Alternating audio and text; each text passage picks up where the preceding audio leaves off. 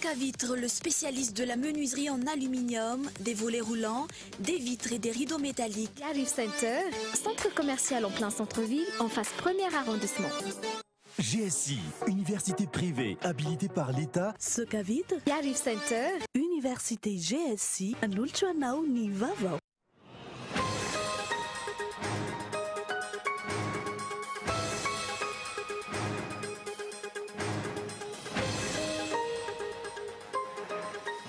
Tandalana, tsy maintsy tadiavina no marina hoy ny Premier ministre Ravelonarivo omaly, teny Tsimbazaza. Inona avy no marina efa navoakan'ny gouvernement Ravelonarivo. Anikafantsika ny vaovao rehefa avy eo ny matoan-datsoratra Enika Zarakotomanantsoa.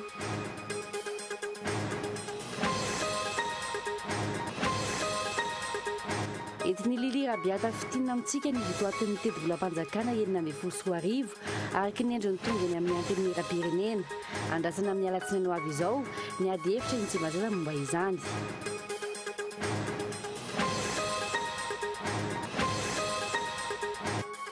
Vato kristal fitotaona indray no fantatra fa nogazan'ny manam-pahefana ny analavory amin'izao fotoana izao. Vato izay fantatra fa n'ilay mpandrara malagasy tompon'ilay vato kristal 12 taona nanjavina teny amin'ny ministera arena stratégique.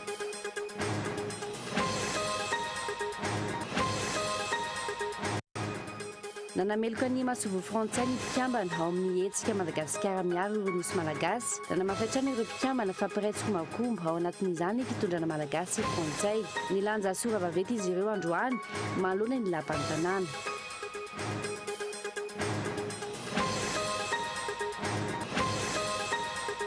Kerol Zadimandofolo nanomboka androany ny kastina voalohany niakatra ny ledan'ny mpandray anjara.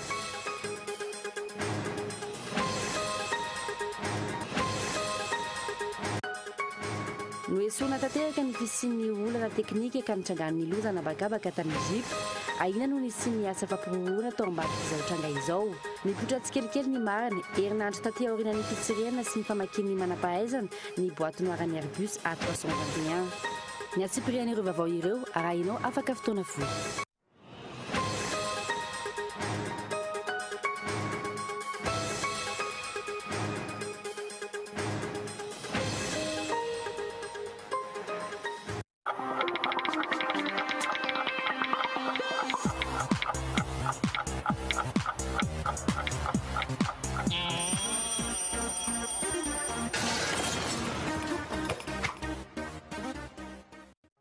GSI, université privée habilitée par l'État, vous propose filière, droit et relations internationales, tourisme et voyage, management des affaires, multimédia et communication journalisme, informatique de gestion, génie du BTP, paramède GSI Bypass, diplôme Bac+2 à Bac+5. Inscription ouverte au GSI Antannarin, GSI Analakil, GSI Itaus, GSI Bypass, GSI Amboudflau.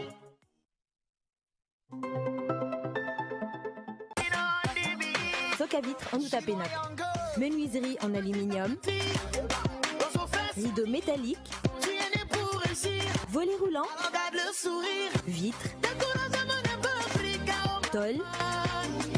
Socavitre en Outapenac. 020 22 682 28 033 11 256 63. Socavitre en Outapenac. Très sincèrement à votre service.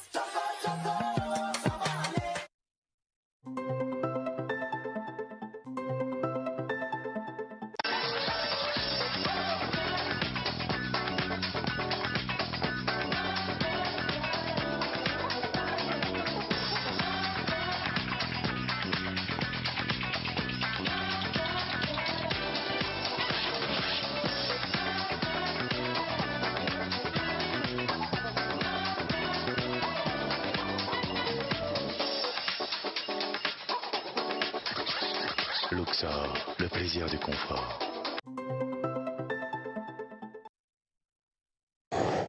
Briquet Bic. Comptez sur Bic. 3000 allumettes équivalent à 2 briquets sans marque ou à un seul briquet Bic Maxi. Briquet Bic. Comptez sur Bic.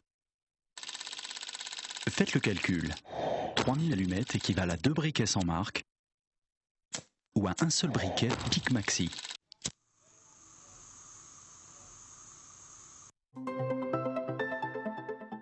Yariv Center, centre commercial en plein centre-ville, en face premier arrondissement. Produits cosmétiques, habillement, high-tech, nouvelles technologies, produits de grande marque, premier choix et première qualité. Yariv Center Soirin, centre commercial en plein centre-ville, en face premier arrondissement. Stand disponible à louer. Renseignements 033 37 978 88. Yariv Center. RTL Tour 2015 est en Tananarivo. Miaraka amin'ny Stéphanie.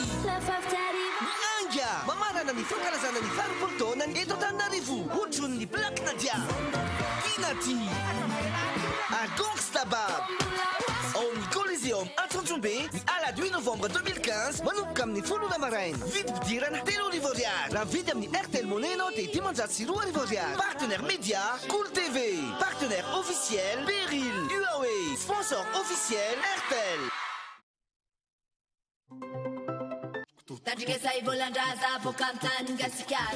Zao zareo ity misy afatra.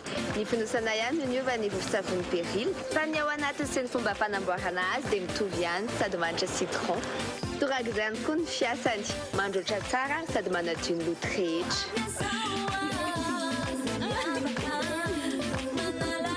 Misy ny fonosana 30 grammes, 20 grammes, 500 grammes. Vovon-tsavony Beryl, aimez la vie. In 2016, President Obama is looking for 1,000 young African leaders to come to the United States. If you are a Malagasy or Comorian between 25 and 35 who speaks English, you could be the young leader we are looking for to study in the US for 6 weeks, to work with young leaders from across Africa, and to meet with President Obama.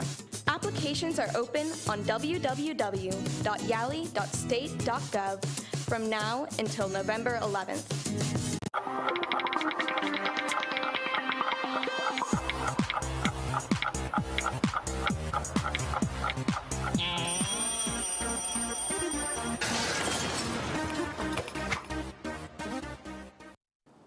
Tompoko lasy tompoko vavy amin'ny fifaliana no iara-banantsika isa tokantrano amin'ny ity hariva ity atao anatin'ny fampahalalam-baovao manasanao ampitiavana izahay ty mpiandohana iaraka aminay hatramin'ny farany ampahafantarina antsika ihany koa fa dia manambahiny ny sampana fampahalalam-baovao amin'ny ity anio ity ny mpanakanto Black Nadia sy ny mpanakanto Gangsta Baba rehefa aveo zany sika iresaka amin'izy mianada ireto ao anatin'izay fampahalalam-baovao izay ny maresa raha-politika kosa no entitsika manomboka ny fiarahana amin'ity aneo ity aleo ipoitra ny marina hoy ny prime ministre lehibe ny gouvernement omaly manoloana ny anteny miram-pirenena rehefa niresaka momba ny raha mara ny arisy izy tsy misy afeniny fanjakana fa manao ny asany ao anatin'ny fanarahan-dalàna tanteraka ny gouvernement raha ny filazany namerina indray ny fanantenan'ny vahoaka izany amin'ny ankapobeny ary dia nisafidy izahay eto amin'ny fampahalalam-baovao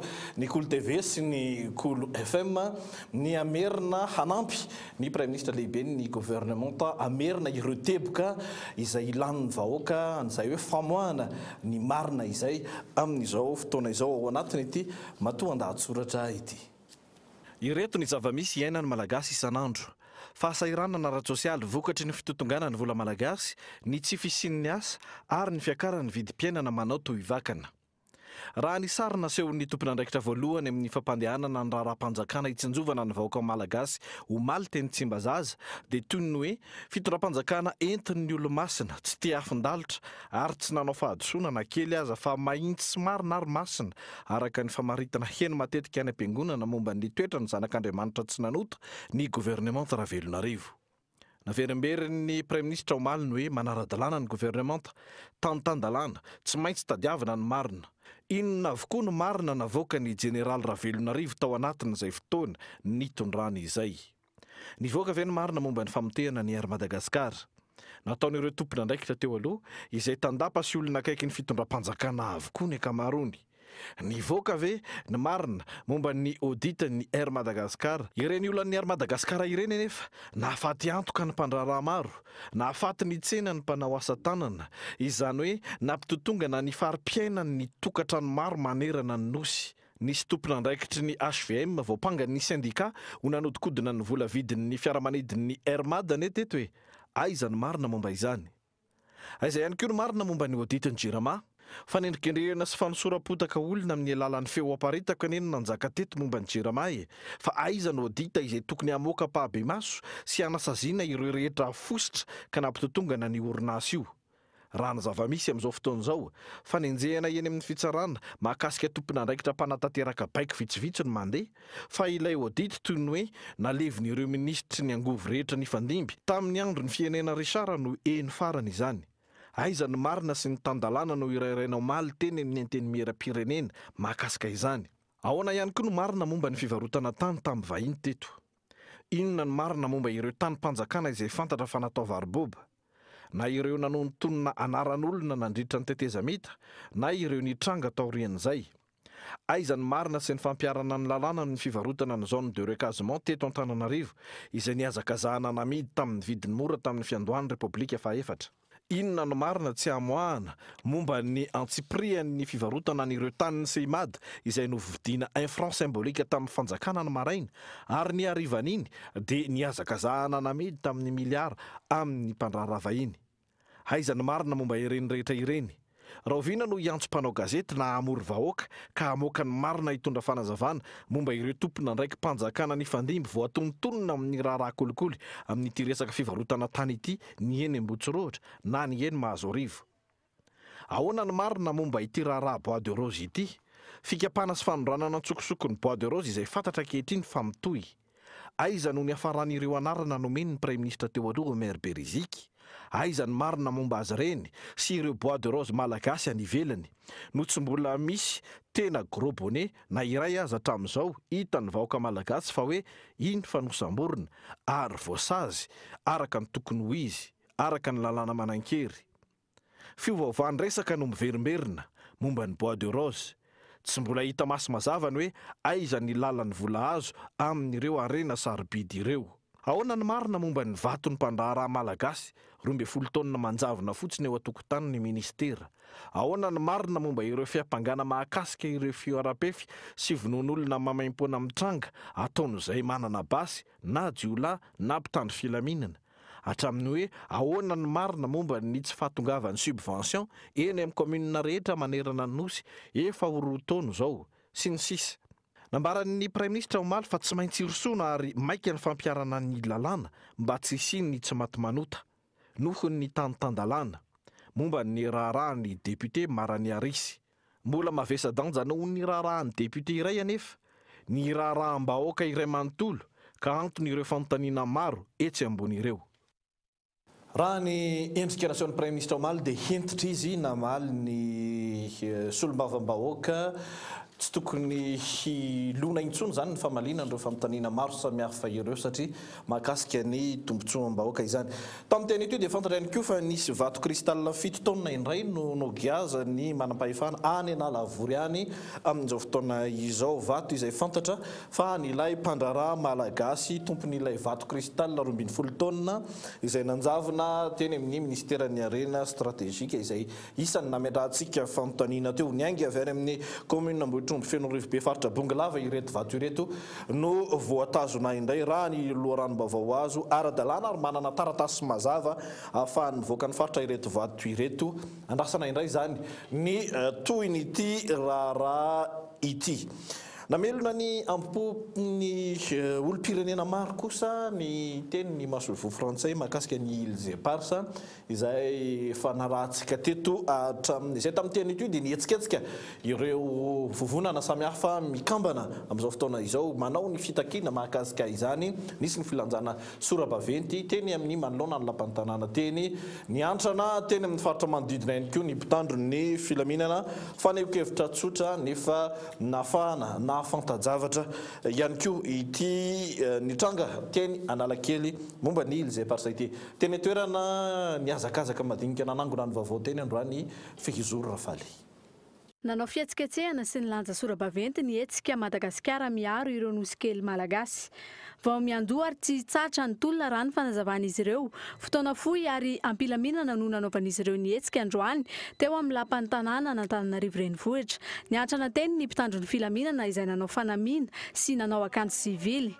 Tamin'ny fotoana nandalovanay teny amin'ny faritra Ambatomena ihany koa io maraina io, mpitandro filaminana 2 camion no efa niantrana teny amin'ny manodidina ny trano izay iasan'ny Masiovo Frantsay. Fanaovana tsinitsinina ny vahoaka malagasy, ny fanambarany Véronique Voulon ny 17 oktobra lasa teo hoy ny mpitondra teny ny hetsika Madagasikara miaro ireo nosy malagasy. Ny teny tsy voahevitra nataon'ny Masiovo Frantsay teto Antananarivo, renivohitra Madagasikara dia midika avetrany kompy atao mirazana sy ny vahoaka malagasy manontolo. Ko na ho zy na ho vato tsy tsahatra ny tolony. Ny filazana nataon'ny Masiovo Frantsay midika famakina ady amin'ny vahoaka malagasy eto amin'ny tanindrazany. Fiantsiana atao amin'ny firenena mahaleo tena sy amin'ny kontinanta afrikanina ankapobeny. Notsidrin'izy ireo ihany koa ny firaisana tsokombakomba eo amin'ny fitondrana malagasy sy frantsay. Malemy anatrehan'ny Frantsa toy ny efa nisy hatramin'izay ny fitondrana malagasy. Mazava ankehitriny fa fihetsaram-belatsihy fotsiny ary fitaka ny taratasy nataon'ny filoha Sony tany Antsiranana. Nolazaina fa fifanarahana fiarovana ny olo-tsiraka malagasy. Hita miariary fa paika fanjakazakana. Fibodona ny arena misy an-dranomasina ao amin'ireo nosy malagasy zany. Matoa tsy nisy hatreto na fialantsiny nataon'ny gouvernemanta frantsay na fiakekeliko eo amin'ny hatrehan'ny tantara. Mazava fa misy finiavana hanapotika ary hanohy ny paika fampahatrana ny firenena malagasy. Mifanipaka ny teniny eo anivon'ny gouvernemanta, vazaha mody miady ve, nisy tokoa ve ny fifanarahana ambadika teo amin'ny fitondrana roa-tonta, efa nahazo vola tamin'ny resaka Ilze Partsay ity ve ny fitondrana? Ahin'ny olo-pirenena maro sy ny fikambanana izany. Andrasan'ny malagasy maro anisa ankehitriny ny fivoaran'ny vaovao mahakasika ireo nosy kely 10 ireo. Isan'ny mivondrona ao anatin'ity fikambanana ity ireo taranak'andriana sy ampanjaka, mpanao gazety sy mpanao politika sasany. Arem-pirenena no resaka arena iombonana moa no isan'ny votoatiny zany hoe resaka manodidina ny Ilze Partsay izany everina fa mendrika ny anarahana ny fivoarana ity vaovao ity. Fa maro amintsika malagasy no tsy dia havanana loatra rehefa resahana ny toe-karena na ny vola mpanjakana izana ny anampianantsika atao anatin'ny fampahalalam-baovao amin'ity hariva ity ofitiny ny namana Lily Rabiata ny ventiny amin'ny ilay teti-bola mpanjakana ho ampiasaina amin'ny taona 2024 isan'ny nasongadiny ny tompon'andraikitra tao anatin'izany moa ny hoe hofehezina ny fitantanana ny vola mpanjakana ahena ny fandaniana ary ampitomboana ny fampidiran-ketra ho amin'io taona ho avy io ankilan'izay miakatra ny teti-bola omena ny androm-panjakana sy ny ministera isanjokajany famitiana-baovao.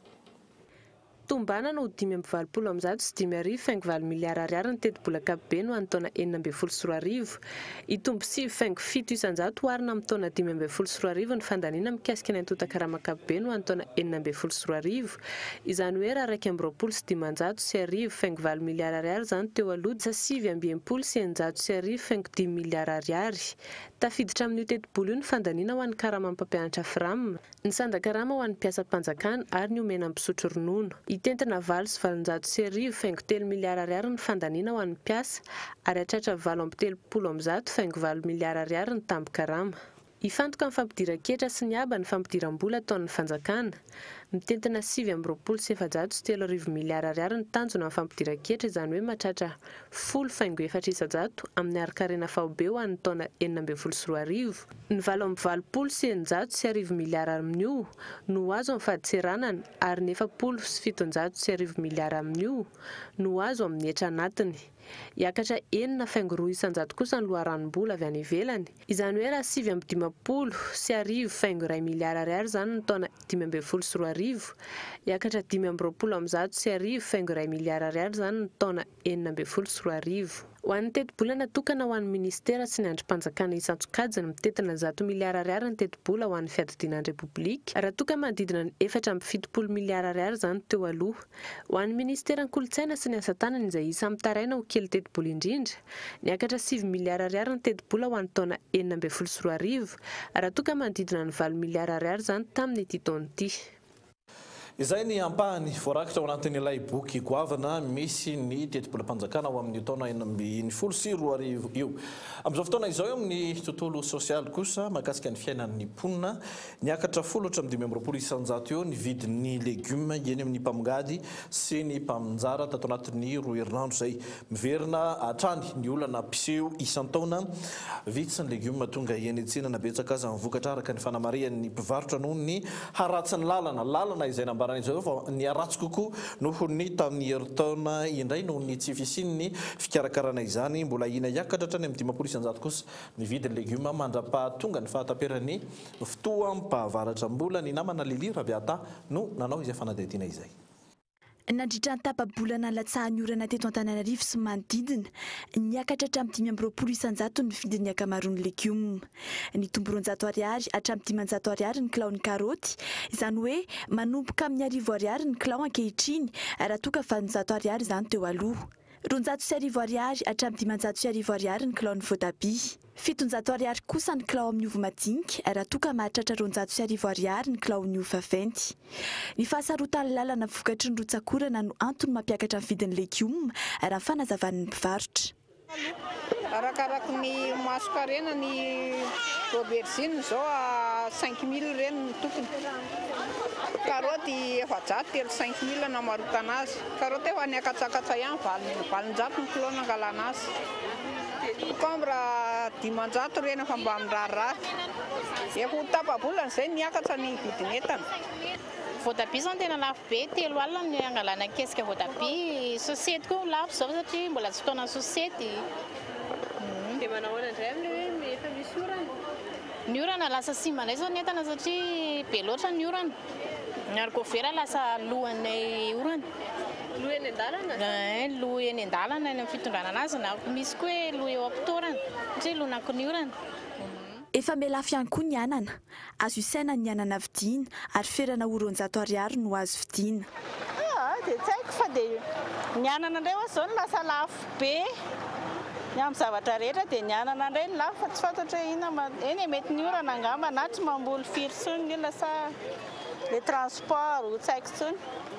Very sasaka ny entana vidin'ny mpivarotra mpanjara. 500 ny legioma misesika iray no simba tratra ny orana. Tafakatra 500 ihany koa araka izany fa tsy antoka ho an'ny mpivarotra iray amin'izao fiandohan'ny fotoanan'ny orana izao. Tapa-kesika arakaraka le ao anatin'le izy, anaty kesika.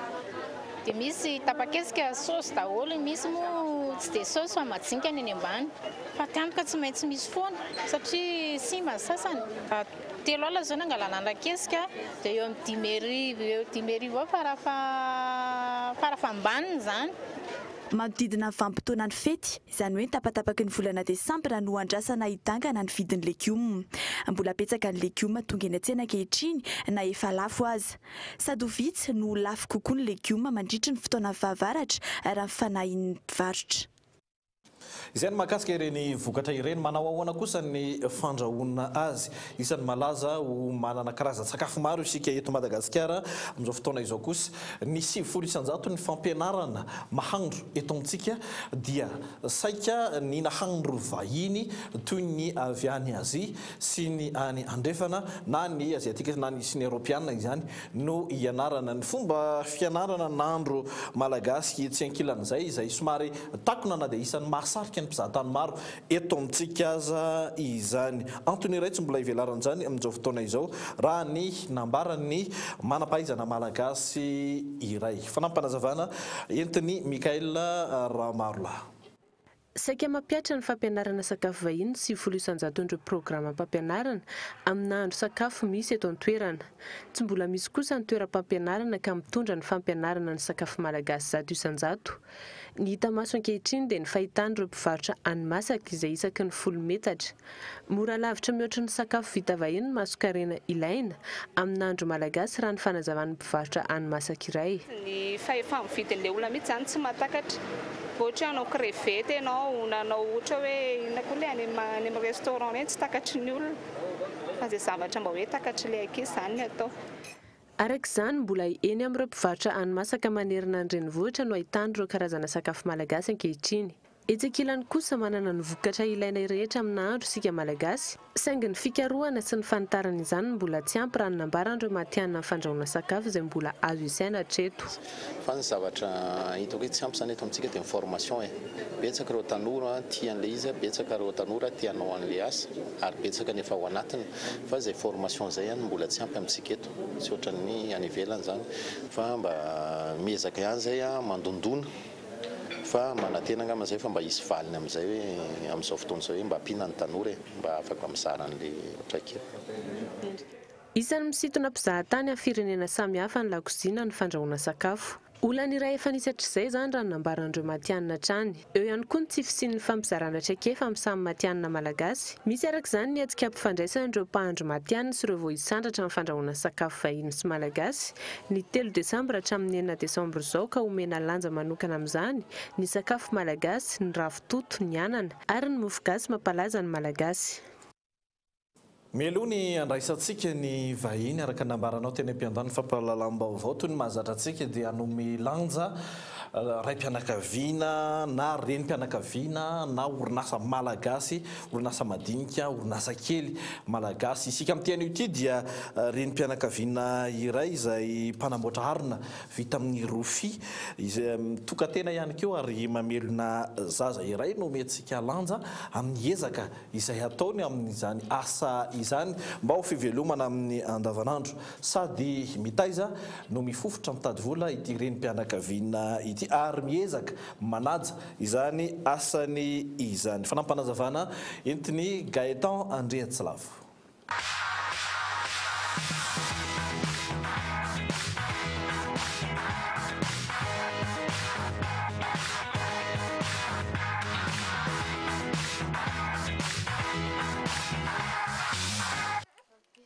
Vehivavy manantena raha ary lalany Irina Nicole mandidina ny rombo 30 taona izy, raha izy zanany asa tanana no ivelomany, mandrary poketra, arona, tapi vita amin'ny rafia. Ka ty foana zany efa mba nomeny olona nazatra hatramin'izay dia tiany komandon'ny olona dia tony koa zany be komando tony an'ny tony mbola amboarina mbola sina doublure tony misy tahony fa zay tsy manao anazy fa manangana fotsiny fa io zareo hafa indray mamita anazy hatramin'ny farany. Miankina amin'ny asa vita ny vola azony.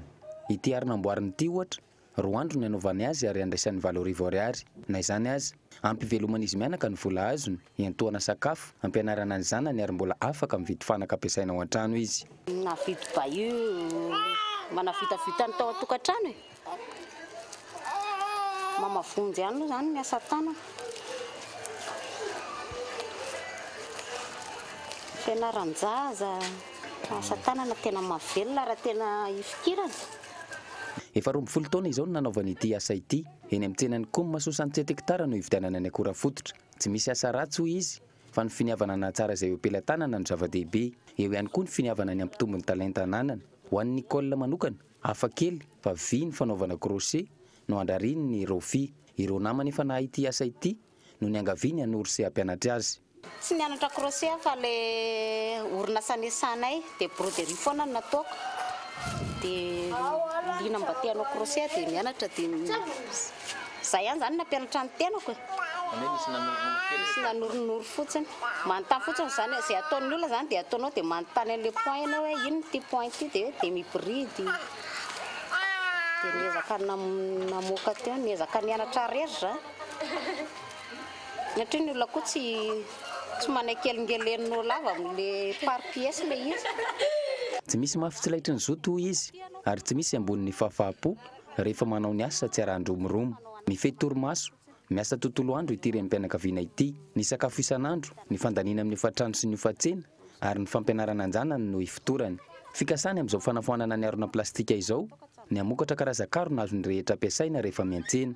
Ny akora fototra sy ny lalam-barotra nefa no olana tsy ahafahany manatanteraka izany, akoatra ny fahasarotan'ny fananganana orinasa madinika araka ny fanazavany. Araka nefa nambaranao teny am-piandohan'ny fampahalalam-baovao dia manambahiny isika amin'ity anio ity tanora mianada mpanakanto Gangsta Baba sy Black Nadia isy ny fampisehoana lehibe izay ho atao etsy Tsonjombe raha piso miarahaba anareo mianada. miaraba ny ankaja dia miaraba amin'ny black. Mitsainiko indray gangsta baba nefa hoe black no iaraba aleo. Miaraba anao dia miaraba antsika rehetrarehetra ny tokantrano. Isan'ny fanontaniana apetraky ny mpanarabavao amin'izao fotoana izao ny amin'ny hoe ohatran'ny tsy mbola tonga akory ny fety farantaona dia efa ifaly isan'izay fampisehoana gava zay. Black Nadia inona ny tena isongadina ao anatiny izy io? Ihany tena isongadina moa zany voalohany indrindra fotsiny moa zany mila manala azy foana indraindray satria ilaina foana ny mandindy surtout na dia sahirana rozy gangsta baba mila mifety ihany dia mino fa finaritra be zany le rapitsy. Gangsta baba? Gangsta baba le izy zany ohatrany hoe misy fitenenana hoe au grand complet. Ohatra hoe tarika ny ainga au grand complet, Black Nadia au grand complet, dia gangsta baba kosa ny rapitso au grand complet. Tena hoe ao daholy tena tendrena mpitendrena tena complet. Fa raha ihany tsy ampy aminay fa hitanareo any amin'ny Black Nadia, Stéphanie, tarika ny ainga, Tina Tia, reo zany samy misy mpandihany daholo reo. Fa gangsta rery zany rapitso ny tsisy mpandihany fa tsy tratrantso noho ny afenondrano be loatra. Eny ary ohatra manitikitika kely Black Nadia ao anatin'ilay fampisehoana rapitso. Inona no tena ampiavaka anao ao rapitso? Inona ilay tena atao hoe mety aingana na ilay mety hoe hafanana hoentin'ny Black Nadia manokana eny Tsonjombe? Eny matetika moa zany fahita mampiavaka kely anaty le mandindy be ty rehefa miakatsehatra. Ie, za moa zany rehefa miakatsehatra tena mifoko manontolo mihitsy mandia sady mira dia mba lazaina foana hoe mampiavaka ana foana zay zavatra zay indraindray. Dia le deuxième album koa moa zany zay andrasan'ny olona le deuxième album ataon'ny Black Nadia daholo rapitso. Zany hoe tena itsinjaka zany Black Nadia. Itsinjaka be. Ira firy mety ataonao? Tsy dia ferako angamba fa raha ny sitrapoko dia za reriny ao amin'ny collision aminao fa amezana fahafapoan'ny mpakafy zany fa mino fa misimisy ary ahafapoanao ny isan'izay omeko anao rapitso.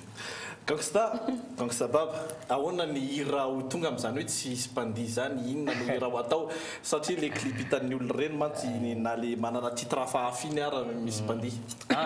Efa hitanay ny fikaka azafady amin'ilay fomba fiteny fa nisy fanontaniana ankaja moa fa leo valiko le izy fa ohatra mihafahafa be Black Nadia malala izy hoe inona mampiavaka ny Black Nadia zany ho amin'ny rapitso fa mampiavaka Black Nadia ty androany aty olo ny hitako tia ty moa zany atao amin'ny Cool TV cadrage numérique fa raha ny tena sitrapoko mihitsy zao dia hojerena ny kiraro anaovan'ny Black Nadia fa tena mampiavaka amin'ny Black Nadia raha mba vitanareo za moa tsy tena ohatrany ahoana jupony fa io moa ohatra mini jupe io arakaraka mahafoy azy no mahatsara azy fa tena le kiraro zao mba tena tiako hojerena le cadreur mihitsy amin'izao fa tena hoe gangsta baba sy mipandihany ianareo mpijery zany no iantso zay misy fotoana tena miantso mihitsy hoe alefaso dia zay mahay mandihan'le malela indrindra hozaraina maimaim-poana ny album ny gangsta baba rapitso be dia be misy album voalohany dia misy faharoa le aviavy dia misy single le ianao iny hozaraina maimaim-poana ho an'izay mahay mandiha indrindra zany hoe au grand complet zany gangsta baba tsy mbola misy hoe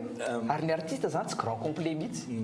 Ena Black Nadia fantaniana manaraka mety ohatrany ahoana ny endriky ny seho rapitso anomboka mifiry ny olona ny afaka tonga dia amifiry ianao no hiakatreny ambony sehatra. Ie, amin'ny valo maraina angamba dia efa mivoany rehetrarehetra ny vavahady dia ny vidipidirana moa zany dia mirary ao ny écran géant maro ireo mpakafy ireo tian'io écran géant io rehefa misy lanonana ohatr'ireny dia zay rehetrarehetra tadiavina koa misy eny fa ataoko surprise angamba mifiakarako ataoko surprise. Ie, amin'izay mba liana be ohatra hoe inona indray ny atao Black Nadia io rapitso fa miezaka foana mameno tsara sy mahafinaritra isan'andro telo arivo ariary ny vidipidirana RTL Tour 2015 le izy zany hoe RTL niodikodina zany nandritra ny taona 5.4 dia raha vidina amin'ny RTL Money dia 500 ariary dia manomboka amin'ny 10 ora maraina fampisehoana Black Nadia moa zany teo efa niteny amin'ny valy dia efa misokatra amin'ny vavahady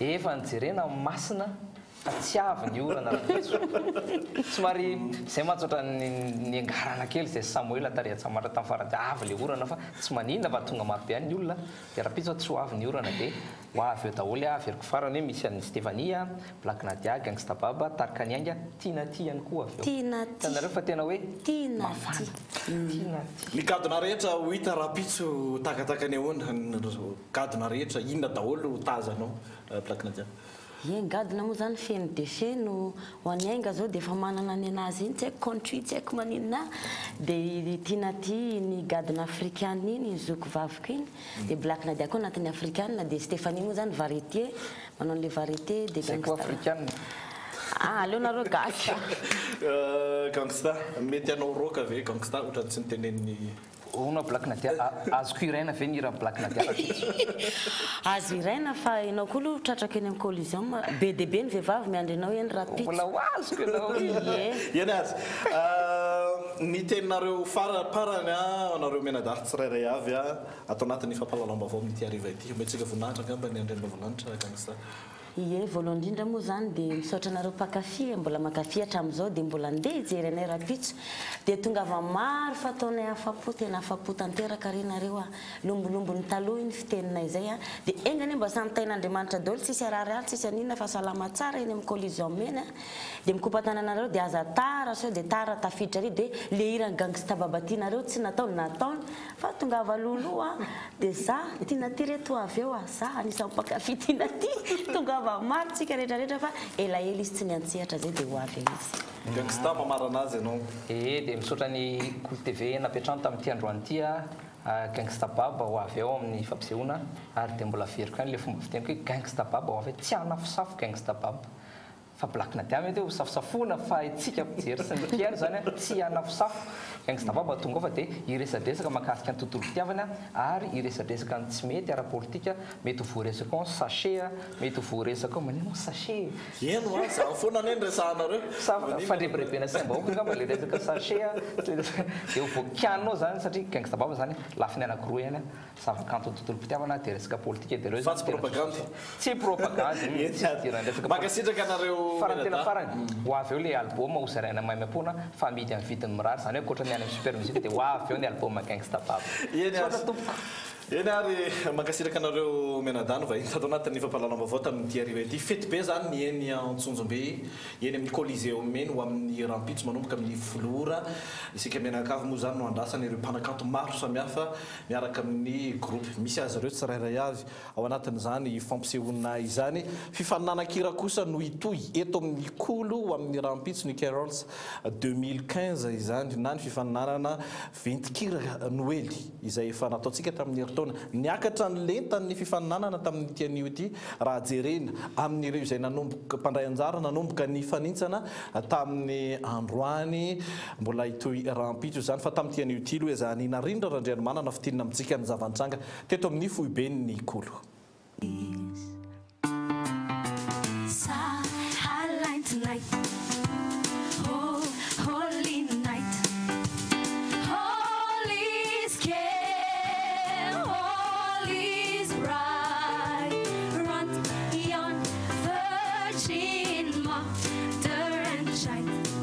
efa tafiditra anatin'ny fankalazana ny krismasy tanteraka ny mpandray anjara sy ny mpitsara androany andro voalohan'ny fifanitsaran'ny Carol 2024 nanana 2 minitra ireo mpandray anjara indresena lahatra ny ireo mpitsara anisan'ireo fepetra takina tamin'ity taona ity ankoatra ny feo sy ny fiantsehatra ary nisy eo amin'ny ankabeny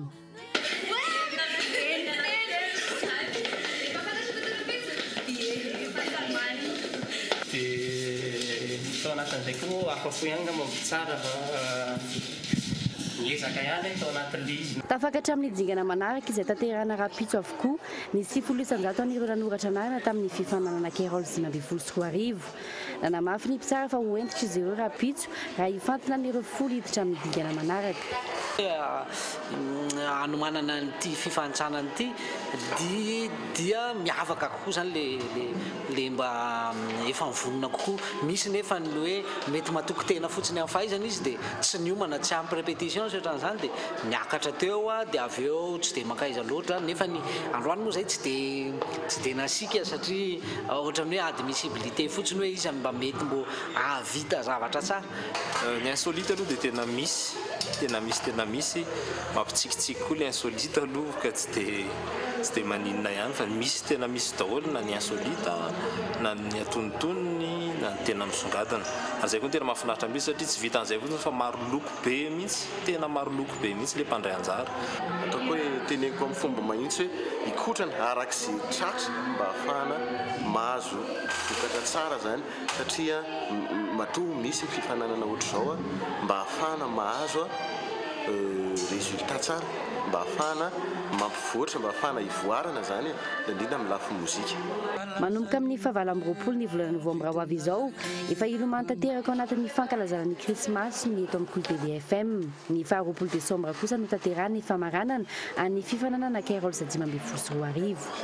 Androany tontolo moa izay mpanao gazety nanomana ny vaovao tato amin'ny orinasa dia sady mihaino hira krismasy no nanomana izany fampalalao-baovao izany manimbonimbony fandehanana any ambanivohitra rehefa fotoana Noely. Mbola hitondrantsika fanadihadiana ny mahakasika izany fa fahavaratra ny andro amin'izao fotoana izao misondrotra avo daholo, misondrotra avo roeny eo no masokarena ho an'ireo kojakoja samihafa izay fampiasa ary ilaina amin'ny fotoam-pahavaratra tahaka izao. Tsy mbola mandeha nefa ny tsena amin'ny ankapobeny ho an'ireo mpivarotra ny kojakoja samihafa hatrany amin'ny 5,700 n'ireo ilaina amin'izao orana izao amin'ny fiavian'ny orana no vita sinoa ho amin'ireo kojakoja ireo. Fanadihadiana ataony Lili Rabiata.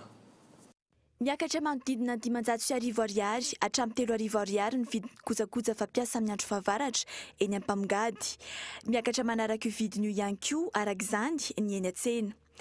5 ariary ny mora indrindra amin'ny elo ary manodidina 5,100 ariary ny lafo indrindra.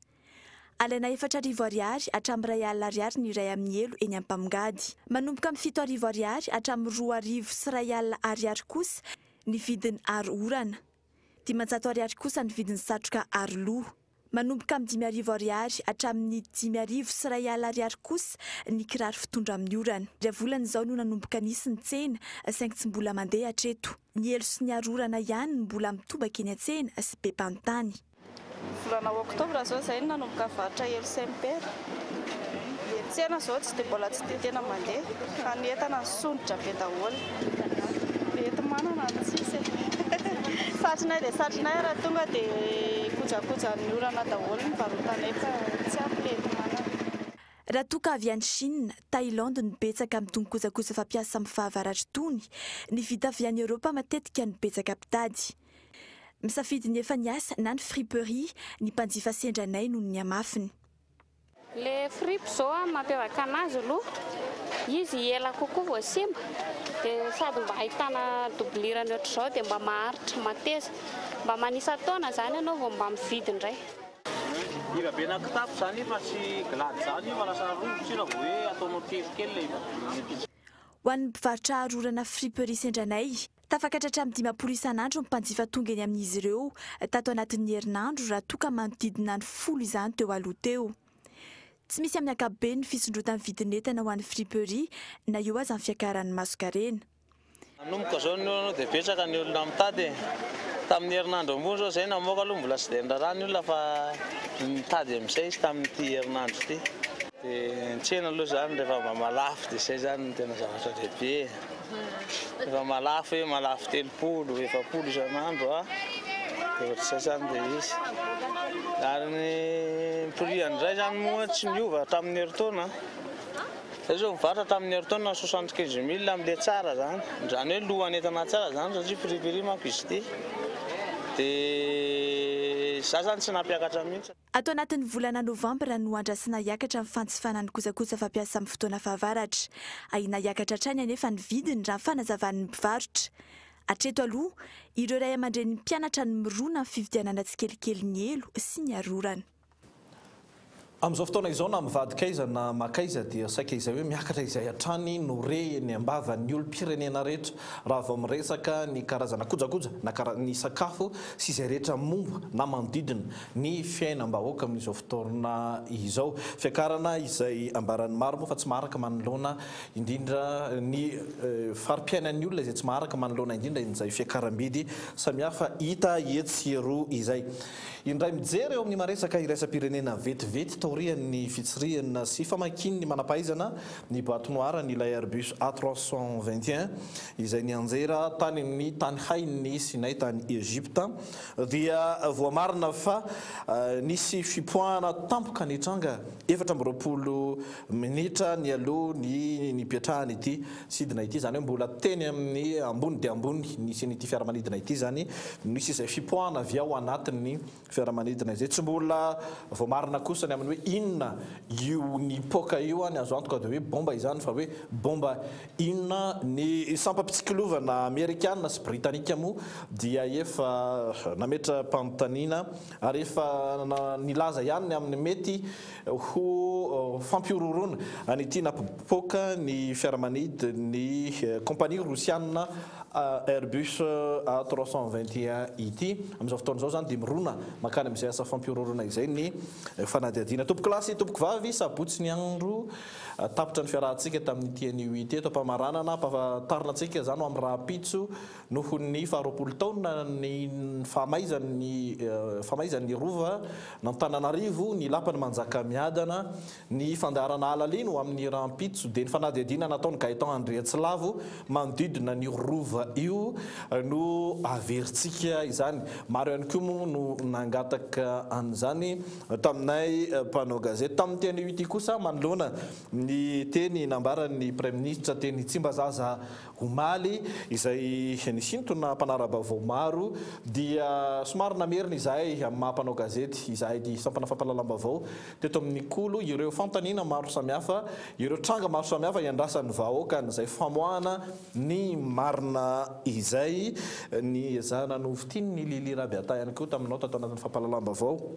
ny votoaty ny tetim-bola-panjakana 920 sy 2000 vato cristal 7 taona an'ilay Ramatoa mpandrara tompon'ilay vato 20 taona nanjavona tery atokotany ny ministera tery Ampandrinomby no nogiazana ihany koa zany tany Analavory tamin'ny TNU ity zany hoe mbola vaton'ity mpandrara ty ihany zany mbola fantaniana petraka ihany koa moa no hoe fa misy inona ahoana sy ahoana inona no mahatonga an'izany na inona ny ambadika izany rehetra izany nandefa mpanao gazety any ny eto amin'ny sampana fampahalalam-baovao ny kolo niezaka ijery akaiky ny fandehany zany zava-misy izany tamin'ity anio ity nisy ny fitokonana tetsy amin'ny manoloana ny lapan'ny tanàna n'Antananarivo renivohitra faneho-kevitra raha ny marimarina kokoa ny ilanjana sora-baventy ary nitondrany ireo vovonana mitambatra miaro an'ireo nosy malagasy na ny antsoina hoe Îles Éparses ary nilaza izy ireo fa ano izany. Tompoko lasy tompoko vavy isorana indrindra ankasitrahana ny fiarahanao tamin'ny ekipa rehetra ny sampana fampahalalam-baovao hatramin'ny farany tamin'ny TNU ity manome fotoana ho antsika ho amin'ny rahampitso indray ny namana Aingo Rakotor Sosy Fehizoro Rafaly no hitondra ny fampahalalam-baovao. Veloma tompoko.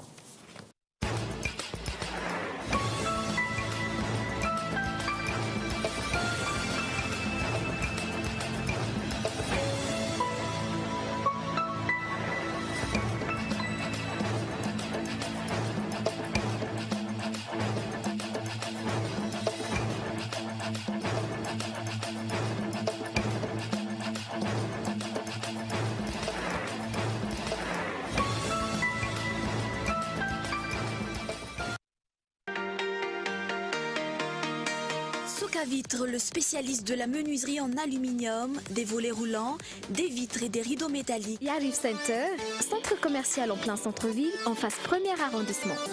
GSI, université privée habilitée par l'État. Ni fampahalalam-baovao ny arahanao tamin'ny Soka Vitre. Yarif Center, université GSI.